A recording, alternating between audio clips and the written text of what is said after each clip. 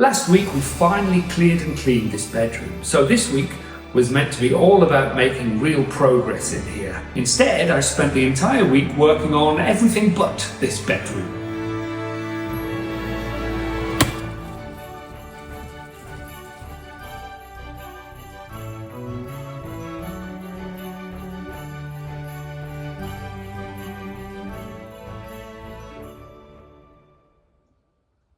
The creaky bedroom is now clean.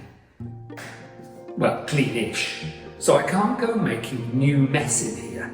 So if I can't make any mess in here, that means I need somewhere I can make mess. I need a workshop. The obvious place, the garage. But the garage is full. So I need to empty the garage. And to empty the garage, I need a gate in the fence. The plan was simple. Build a gate, clear the garage, set up shop, make skirting, finish the bedroom. You've heard the saying, the best laid plans of mice and men often go awry. So, step 1, clear the garage. But before I could clear it, I had to face it. I'd already started storing tools in here, which only made the problem worse. We haven't really shown in here before, and there's a reason for that. The mess. Apart from a few tools and the white goods, most of what's here was left behind by the previous owners. There's been a lot of rodent activity, and the place has a certain odour. The garage has also been used as a potting shed, which is great for Jane as she has a lifetime supply of plant pots, but there's also a huge amount of junk that needs to go. And we don't want to traipse it all through the chateau, which means, before I can clear the garage, I need a gate. As is so often the case, I spotted something and was completely sidetracked.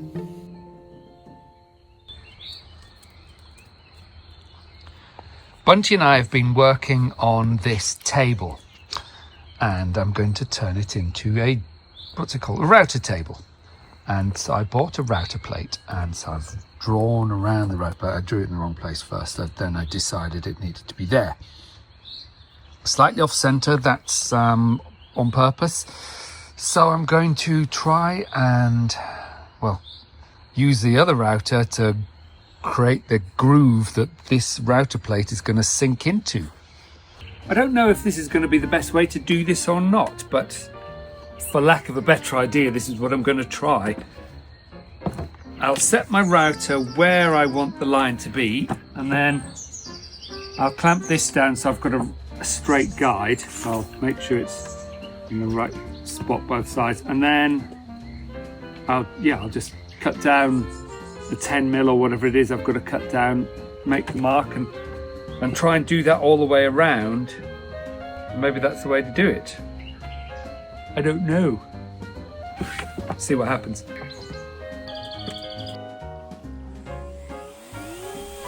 The foreman popped in to inspect my work. Satisfied, she wandered off to lick a bum or something. It turns out routing is dusty work. There is a clear plastic plate I could have attached, but I struggled to see through it while maintaining accuracy.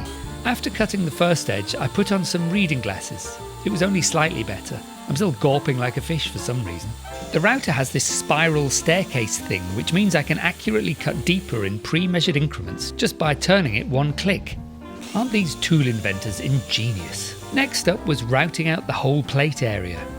This was the part I was most worried about, as I wasn't sure if the router would become unstable and tilt sideways as I routed away the very surface it was sitting on. I was careful and I managed. But that was very dusty. Hopefully that's the hardest part done. I've got to test see if it fits first, but then I've got to cut a hole through the middle, screw it all in place, and then it's ready to go. Sounds easy. What could possibly go wrong? Okay, well, we're nearly there. But we're not quite there. Ooh, almost. Maybe it's just these corners, they're too rounded. So I might just need to straighten this edge up a little bit, and then I'm very pleased. Now it's time for breakfast. After breakfast, which was porridge with stewed banana, rehydrated raisins, a squirt of honey and a handful of walnuts, I switched to a smaller routing blade and straightened one edge and cut into the corners. That's nearly there. There was a little more finessing needed, a circle cut here, a notch cut there. And then, with a little fiddling and a tinge of faddling, And that is it. I'm very, very excited to get this finished. I'm very pleased. The foreman thought my work was, at best, adequate. You may be going, but Rory, that's a coffee table. Why on earth have you got a router table so low? What use is that? Well, if it came to it, I could change the legs and make them taller. But it's not without good reason. Wait for this. There's two, which means I can, depending where I want the extra space, I've got two tables that are exactly the same height. So I can have that to guide it in, or have it the other side if I need it to guide out. So that's my thinking. My routing table Spaniel is just laid there waiting to help. I'm not sure how much help she's going to be, but we'll see.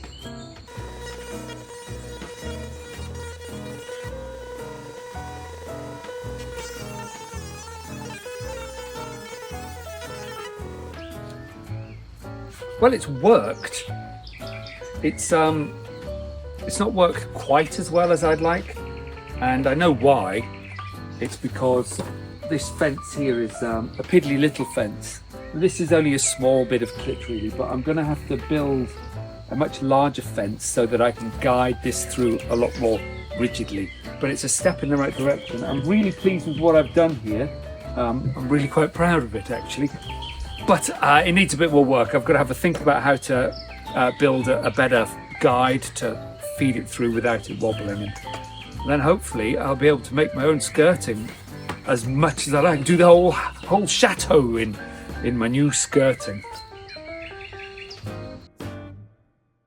Coffee table router side quest complete. It was back to the plan. Step 1, build a gate. This should have been simple. It wasn't. I've got these two bits of wood that I found. This one was in the garage, which looks to be like pressure treated wood. This one will go over there, but against the wall, chopped down to the right height, so the gate will latch onto that bit, and then this bit will be in the corner where the fence and the path is. I'll sink this as low as I possibly can sink it. I don't know whether there'll be a lot of concrete there or not. And this will be the post that the gate latches onto. So that's going to be about there. So my gate is going to be about that wide, which is plenty wide enough, but I need to make sure I get it right.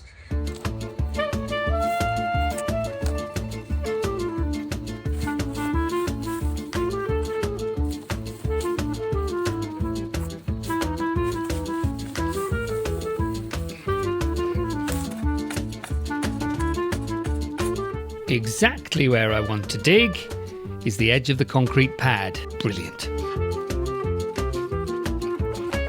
Every strike of the pick is smashing it all into my face.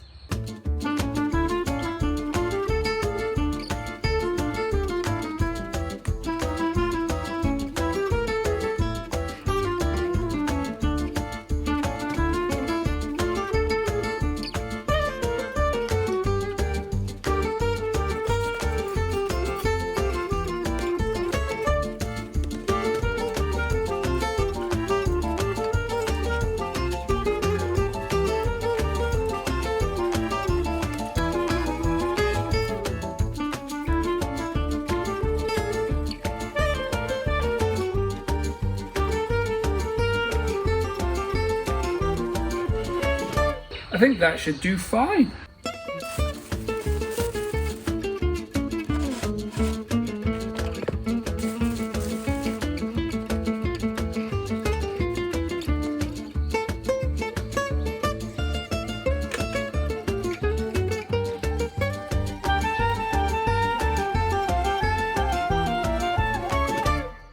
There was rain on the horizon and the grounds were overdue a good mowing. If we had cows, they'd be overdue a good mooing.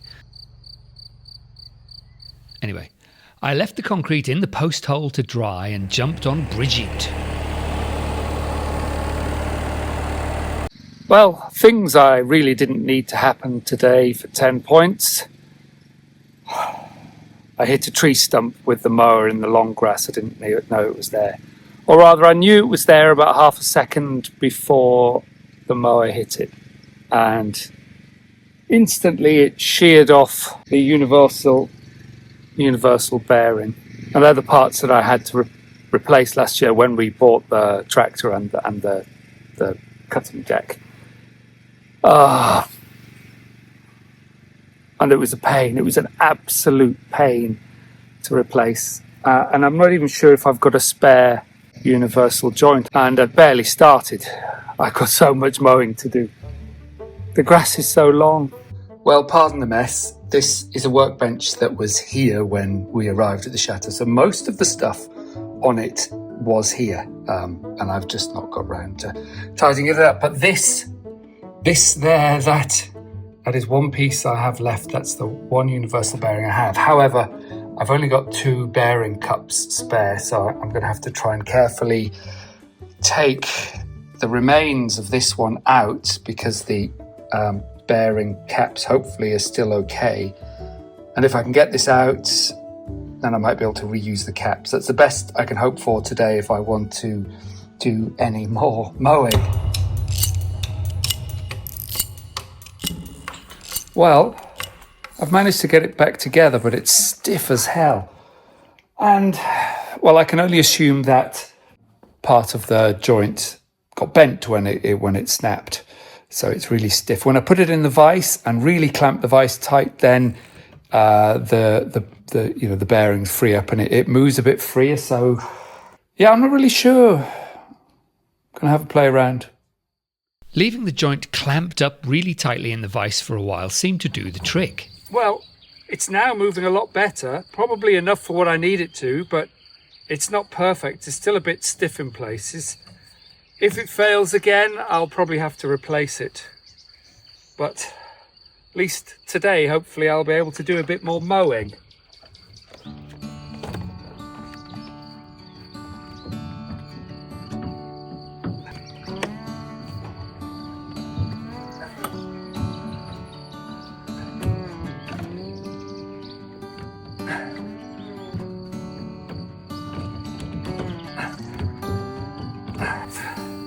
Well, that's wasted a couple of hours, but it's back together.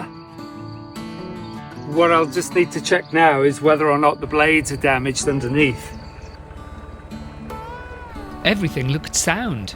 The only way to test it was to run it. I still love driving my tractor.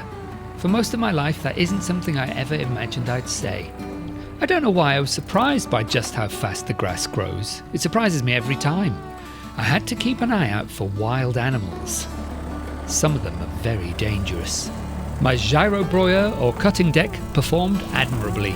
Well, it seems to be working perfectly. I've got a good section of this field done and fairly urgently need to get round to the other side and chop up the fallen tree so I can mow around there before it all gets lost. But the PTO shaft has worked. It's going okay, so fingers crossed that's fixed done.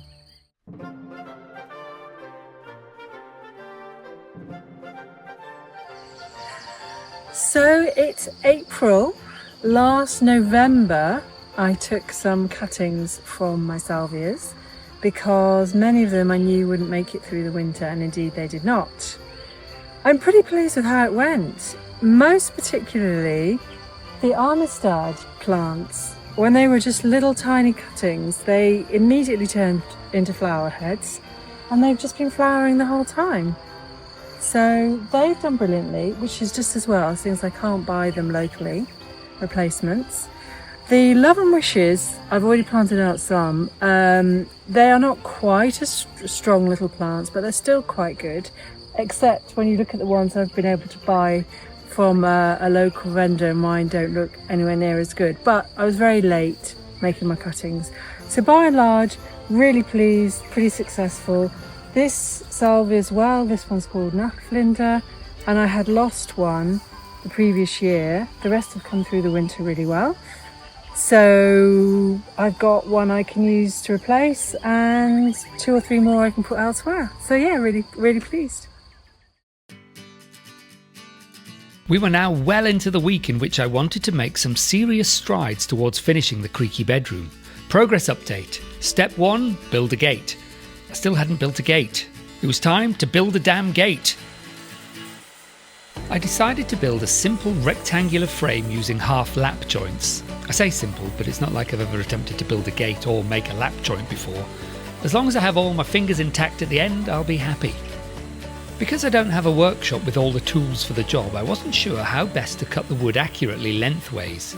My solution was to use the table saw with the blade as high as possible and to cut as much as I could until the blade reached my first cut. Once I'd done that, I finished the cuts by hand.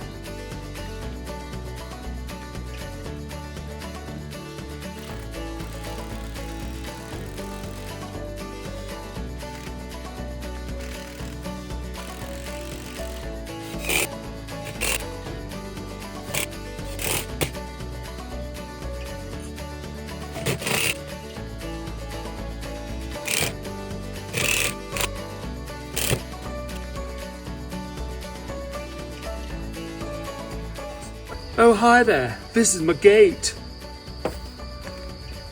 And look, yeah, my gate opens. Yeah, that's what gates do, they're opened. And then, you close your gate when you want to close your gate, man. Yeah. Well, that fits about as well as I could possibly have hoped. I wanted to get the vertical, I was going to make a rustic gate out of rough cut posts. I saw one online, that's what I thought I'd recreate, but the shop where I used to be able to get those thin fence stakes, I suppose they were, they don't sell them anymore. So I've got to think of something else. What I have made sure is that I've got my cross brace going from the latch side down towards the hinge side. If I'd had it the other way, then it wouldn't give it any of the support, and the gate would ultimately just do that. So whilst I'm not about to put my weight on it, because it might not be that strong, I've at least made sure I've built it right. Shame I couldn't finish it today, but we're getting there.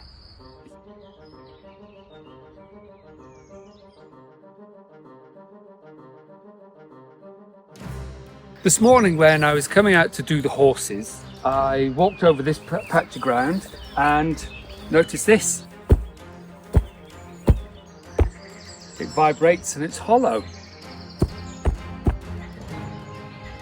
And I've no idea why, because we weren't expecting there to be anything here. We're not expecting a septic tank or... So I don't know what it is. I was imagining a trapdoor and a ladder leading away into the darkness. Maybe a secret bunker full of World War II treasures. I'd settled for a pot of gold. I'm not fussy. The metal cover plate was getting larger and larger. It was thick too. I've seen all the Indiana Jones films. I was ready for adventure. Lived. Okay, so it has water in. So this is where probably the water from our gully there goes. What it actually was a rainwater settling chamber fed by the long gully to the side of the chateau. Silt and debris can be caught in the chamber and the overflow leads to the lake. Curses, foiled again. Well, it's really good to know it's here. I tested the depth and the silt layer is about as deep as the spade's blade. It's not completely silted up, but perhaps we'll need to consider digging it out one day. For now, we'll just cover it back over and let the grass regrow. That is, of course, as long as I can get the bloody thing to sit flat again. There. Okay, so where were we? Ah yes, step 1, build a gate. I wasn't able to get hold of the type of wood I want to use for the gate to make it look how I imagined it would be. But I do need the gate to be operating as soon as possible to keep the dogs in. So I'm going to break up this pallet and in the short term just use the pallet wood, providing I can get enough lengths off it, to have the uprights for the fence, for the gate. And that will have to do for now, but it's only going to be a short term thing. I'll just use the nail gun to put them in temporarily, and that should do.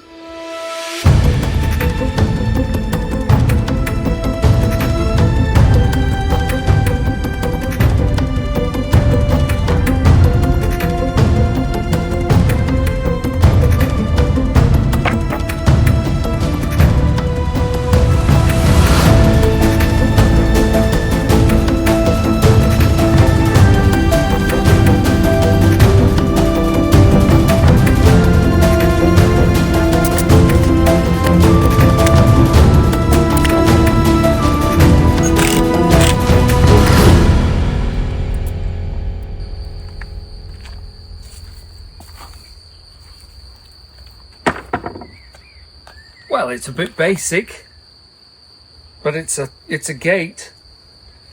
It's a little bit sad that I wasn't able to get the wood that I wanted to make the gate look how I imagined it to look, but it's still for now a gate.